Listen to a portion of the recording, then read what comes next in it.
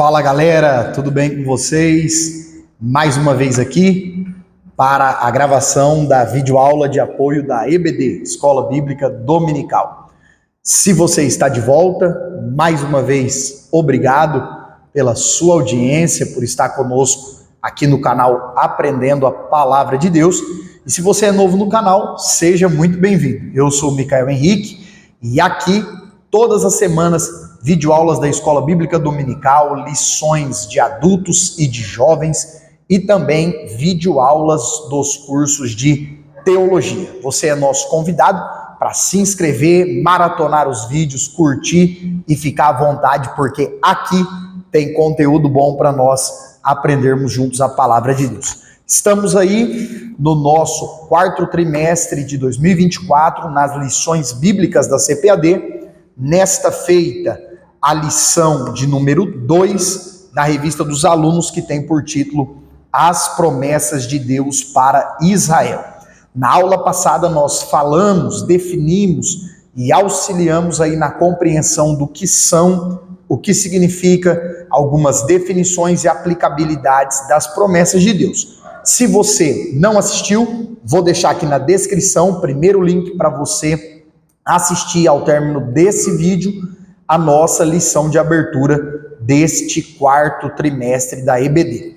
Agora, aqui dentro da lição de número 2, as promessas de Deus para Israel, eu queria convidar você a refletir um pouquinho nessa lição e pensar um pouquinho fora da caixinha, um pouquinho fora apenas do conteúdo escrito e colocar o nosso pensamento um pouquinho no que a Bíblia, de forma geral, nos mostra e nos expressa a respeito do povo e da chamada de Israel.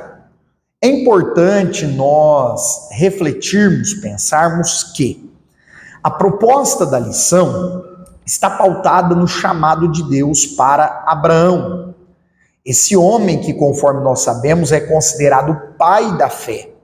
Ele vinha de uma família politeísta, adoradora de vários deuses, porém, ele conheceu de alguma forma o Deus verdadeiro, o Senhor, e decidiu acreditar, depositar a sua fé, a sua confiança naquele Deus único, verdadeiro, que falou com ele.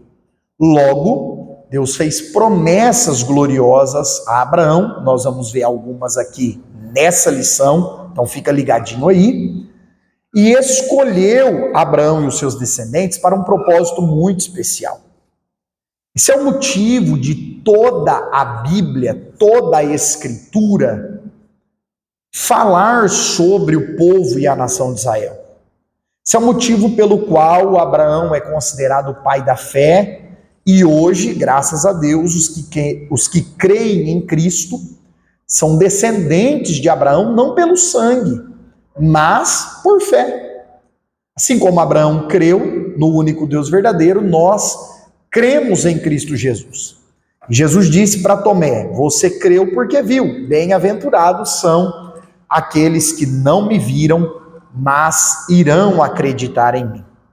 Agora, queridos, nós precisamos considerar que até hoje a nação de Israel sofre grandes ataques, e aqui nós não queremos debater aí questões políticas, sociológicas, filosóficas, geográficas, nada disso, não é a nossa proposta, não é o nosso intuito, porém, nós vemos nas Escrituras um chamado específico para esse povo. E você já deve ter ouvido falar, se você ouviu, você vai comentar aqui, já ouvi falar sobre essa história de Israel? Você já ouviu falar que a salvação era só para Israel na antiga aliança, no Antigo Testamento? Porém, não é isso que nós vemos nas Escrituras. Nós temos, por exemplo, o Naamã, segundo o Rei 5, que aparentemente se converte, diz que vai adorar somente ao Deus de Israel. Nós temos os ninivitas, povo assírio, para o qual Jonas pregou e se converteu. Então, nós temos alguns casos bíblicos, desde o Antigo Testamento, de conversões de pessoas de outras nações. Qual é, então, irmão Micael, o grande chamado específico de Israel? É ser uma nação sacerdotal. É ser um povo modelo. Deus chamou os descendentes de Abraão para serem a representação ou a representatividade do Deus único e verdadeiro no meio das outras nações. Logo, esse chamado está relacionado a representar o Criador. O intuito de Deus, compreenda, querido professor, querido aluno, o intuito de Deus era que a nação de Israel se tornasse um espelho, se tornasse uma nação molde a ser seguido. Quando alguém dissesse assim, quem é o povo que teme a Deus, que segue a Deus e que nós vamos copiar? Ah, o povo de Israel. Então nós vamos para onde eles forem, vamos caminhar conforme eles caminharem. Logo, infelizmente, o povo de Israel, muitas vezes, deixou esse chamado de lado.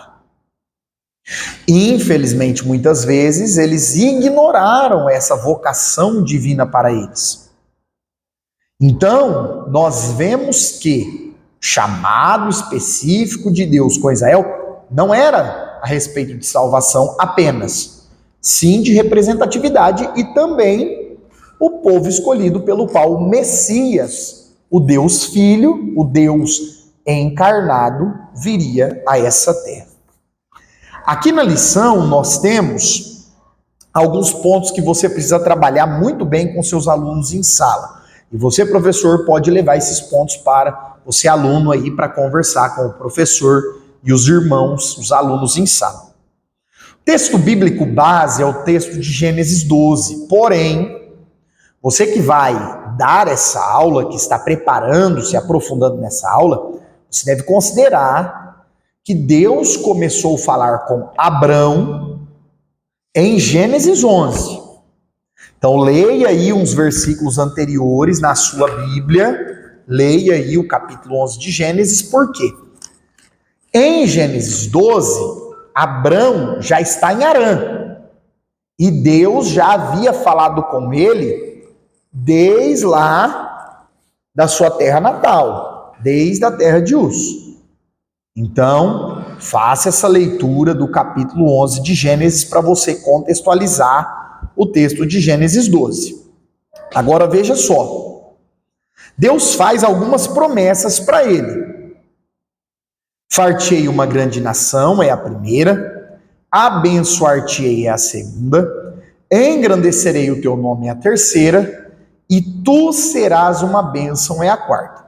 Aí Deus faz um resumo. Abençoarei os que te abençoarem e amaldiçoarei aqueles que te amaldiçoarem. E em ti serão benditas todas as famílias da terra. Agora, deixa eu fazer uma pergunta para você, uma reflexão, e eu gostaria que você participasse, interagisse, ainda que essa é uma aula gravada, escrevendo aí nos comentários assim, ó. Como estamos nós em relação ao chamado de Deus? Porque aqui nós vemos um chamado muito lindo para Abrão e para a sua descendência.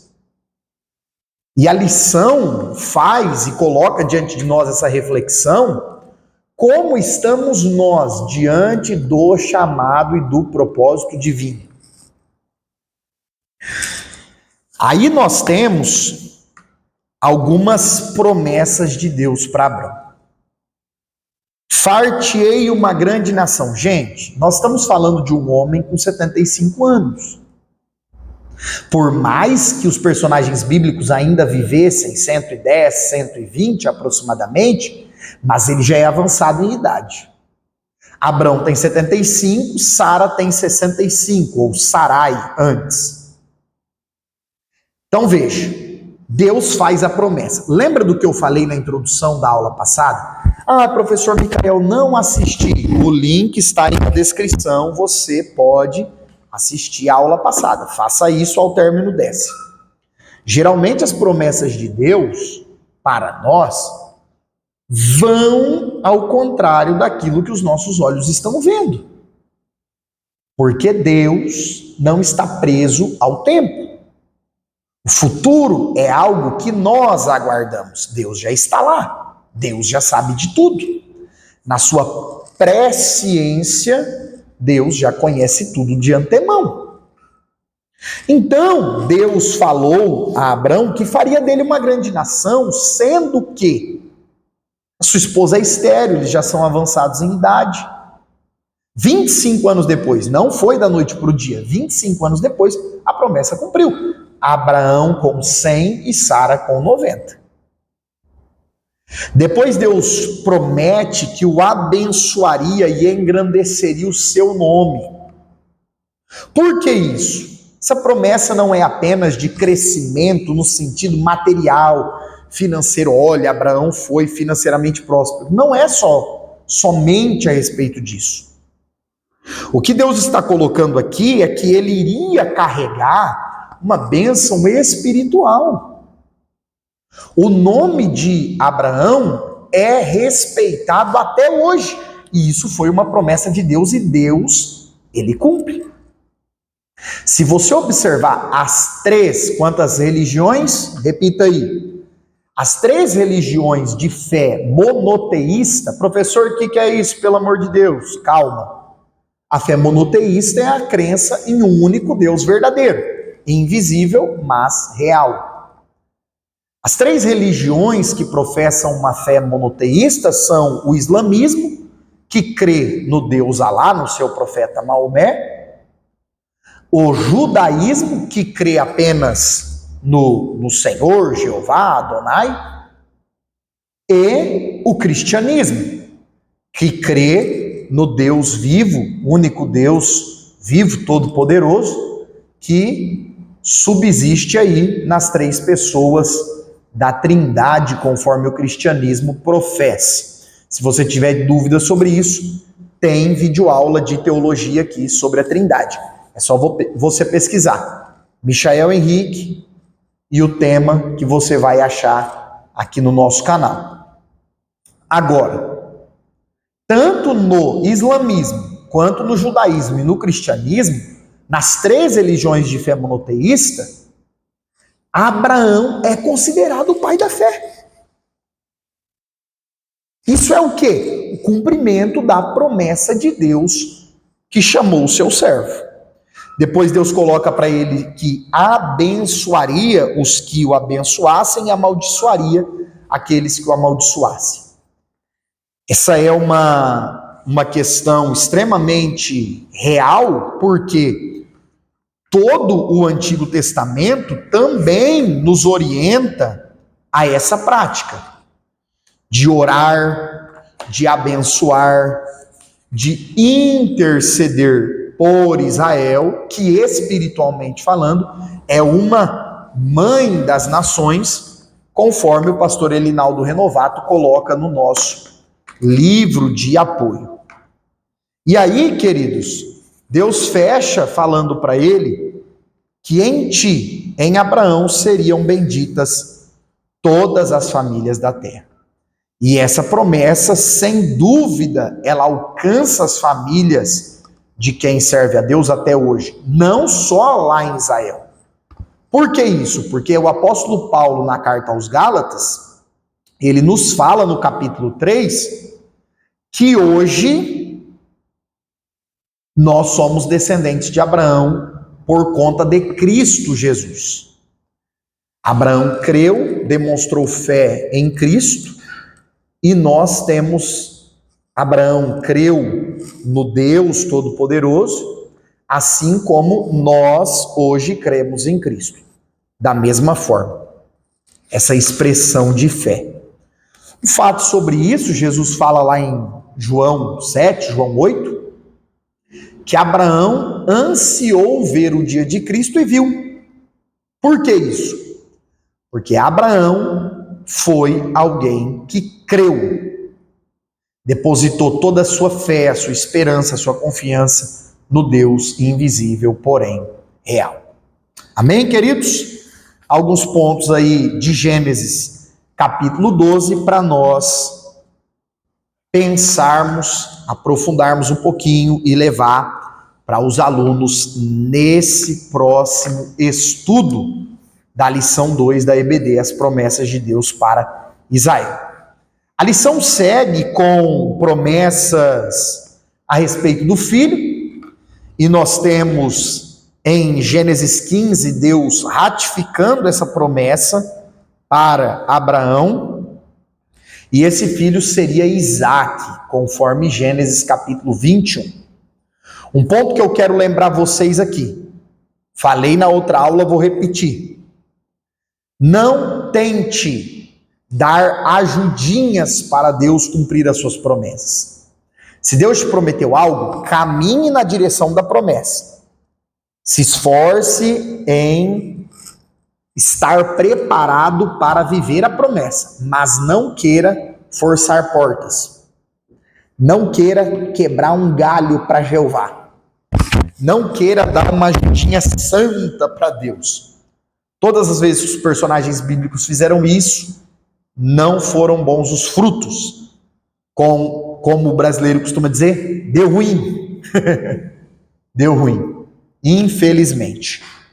Isso aconteceu na história de Abraão, que a sua esposa Sara deu a ideia dele tomar Agar, a sua serva, como mulher. Ele assim o fez. Nasceu Ismael, e pouco tempo depois, Deus vai cumprir a promessa verdadeiramente. E existe ali um conflito entre Ismael e Isaque, Sara e Agar, e aí Deus confirma que Abraão deveria despedir a sua serva ou a serva de Sara e o menino Ismael. Aqui nós vemos a mão de Deus ao cumprir a sua promessa, e Isaque se casa com Rebeca, que por sua vez também é estéril, e Deus abre a madre dela e ela gera Jacó e Esaú. Nós conhecemos a história, Gênesis, capítulo de número 27, Esaú abre mão da sua primogenitura, Jacó engana o pai, Isaque, e recebe ali uma palavra de bênção do pai, e através de Jacó agora, 12 filhos. Nós vemos no livro de Gênesis que José, lá no Egito, tem 2 filhos, Efraim e Manassés. Então, dos 12 filhos de Jacó, Levi, que vai se tornar a tribo sacerdotal, não entra na terra prometida como uma de 12 tribos, e nem José, porque José dá a vez aos seus 2 filhos, Efraim e Manassés. Então, dos 12 filhos de Jacó, nós devemos tirar Levi e José e colocar aí os 2 filhos de José, compondo as 12 tribos. Quando esse povo que ficou escravo no Egito, 430 anos aproximadamente, e nós também temos aula do Pentateuco aqui no canal, você pode conferir. Depois desse período, eles vão passar os 40 anos no deserto, conforme promessa de Deus também, e vão entrar na terra prometida, através do líder Josué. Agora veja só, na terra prometida, a lição não trabalha isso aqui, mas o terceiro tópico vai falar da queda de Israel, então é interessante você entender e talvez levar isso para os seus alunos. Na terra prometida, infelizmente, o povo viveu períodos de grandes vitórias, de grandes maravilhas, e glória a Deus por isso é fato, mas infelizmente o povo de Israel viveu declínios espirituais terríveis, infelizmente. Isso por quê, irmão Micael? Talvez porque ignoraram as promessas de Deus. Por que o povo se voltou tanto à idolatria desde a entrada na terra até o cativeiro babilônico? Em 605, 597, 586 a.C. Depois do cativeiro babilônico, graças a Deus, a idolatria sumiu de Israel. Porém, num período aí de quase 1000 anos, de quando em quando eles caíam em idolatria. Por quê? Porque se esqueciam das promessas. Se esqueciam que eles receberam de Deus a promessa, o chamado de ser uma bênção, de ter um nome engrandecido, de ser uma nação modelo, de ser uma nação sacerdotal. Se eles tivessem lembrado das promessas de Deus, eles não teriam se voltado à idolatria tantas vezes. Ou melhor, nenhuma vez. Então, vai uma aplicabilidade aqui para você, para mim, para nós levarmos aos alunos. As promessas de Deus nos ajudam. São uma forma de Deus nos fazer estar alinhados à sua vontade, ao seu querer, aos seus mandamentos, aos seus princípios, às suas ordenanças. Legal? Se você estiver gostando dessa aula, comenta aí, clica no botão de curtir, ajuda a gente, se inscreva no canal. Vamos aí espalhar esse conteúdo para que mais pessoas sejam abençoadas. Eu quero concluir essa aula de apoio de hoje comentando com vocês que o apóstolo Paulo demonstrou em Romanos 9 uma imensa tristeza pelos seus irmãos israelitas. Por que isso, professor Micael? Olha o que Paulo escreve em Romanos 9, versículo de número 2. Tenho grande tristeza e contínua dor no meu coração, porque eu mesmo poderia desejar ser separado de Cristo. Olha o que ele está dizendo. Se fosse possível que eu me separasse de Cristo por amor de meus irmãos judeus, que são meus parentes segundo a carne, que são israelitas, e aí ele fala todas as bênçãos, a adoção de filho, a glória, os concertos, a lei, o culto, as promessas, todas as bênçãos que Deus tinha dado a Abraão, e infelizmente eles recusaram. Qual é a principal bênção prometida por Deus que os judeus recusaram? O Messias. Infelizmente, queridos. E talvez esse seja o maior desafio até hoje do povo de Israel, dos judeus ortodoxos, dos descendentes de Abraão, segundo a linhagem sanguínea, familiar, enxergar que o Messias não vai vir, o Messias já veio. E nós sabemos, à luz do Novo Testamento, que infelizmente os judeus, na sua grande parte, não creu em Cristo, porque esperavam um Messias político. Esperavam um Messias líder político. Esperavam um Messias que viria livrá-los do jugo de Roma, e Jesus veio para livrar o homem do jugo do pecado. Ele não é o libertador político do povo, ele é o libertador espiritual. E a nossa missão enquanto igreja é continuar orando por Israel. A Bíblia nos orienta a isso, a Bíblia nos manda interceder pela paz em Jerusalém, e hoje mais do que nunca nós devemos fazer isso. Se você tiver contato ou conhecer um judeu, fale do amor, da graça, da misericórdia de Jesus para ele, e tente aí com a direção do Espírito Santo mostrar a ele que o Cristo, o ungido, o Machia, o Messias já veio, e ele habita no meio do seu povo e deseja salvar todo aquele que nele crê. Amém, queridos? Existem várias promessas de restauração para o povo de Israel. A Bíblia fala em Romanos 9, 27, que o remanescente fiel de Israel será salvo. Nós temos o profeta Isaías, o profeta Jeremias, o profeta Zacarias, algumas profecias do profeta Daniel, e principalmente o livro do Apocalipse, nos mostrando que no final dos tempos, Deus vai salvar muitos, milhares de israelitas, e o nome do Senhor será glorificado no meio dessa nação. Se você tiver mais dúvidas sobre esse período, milênio, fim dos tempos, vou deixar também o link das videoaulas de escatologia aqui na descrição. Se inscreva no canal, compartilhe e curta esse vídeo. Deus abençoe você. Valeu!